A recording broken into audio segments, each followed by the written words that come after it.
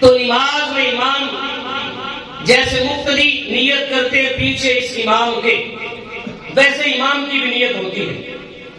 امام اپنے سارے مقتدیوں کی نیت کرتا ہے جو امام کے پیچھے، یہ بات یاد رکھیں۔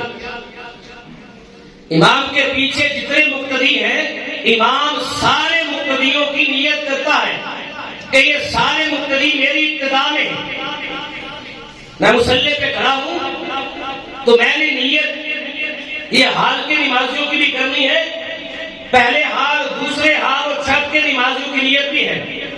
جتنے مقتدی میرے پیچھے خواتین آ جائے باپردہ، ان کی نیت بھی ہوگی۔ تو امام اپنے سارے مقتدیوں کی نیت کرتا ہے، مولا یہ میرے مقتدی ہیں، میں ان کی نیت کرتا ہوں، ان مقتدیوں کے آگے نماز پڑھا رہا ہوں۔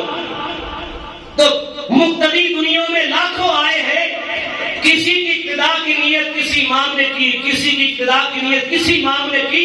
صحابہ تمہارے مقدر پہ قربان، جن کے بارے میں مصلی پہ کھڑے ہو کر خود آمنہ کے لال کہتے ہیں، مولا صدیق میرا مقتدی ہے، فاروق میرا مقتدی ہے، عثمان میرا مقتدی ہے، علی میرا مقتدی ہے۔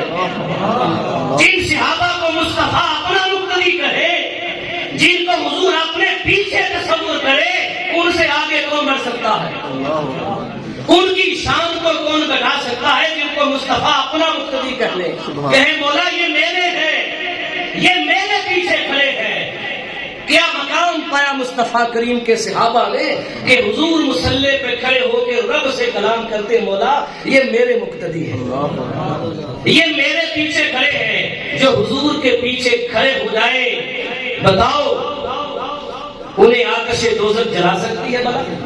اللہ اکبر کبیر۔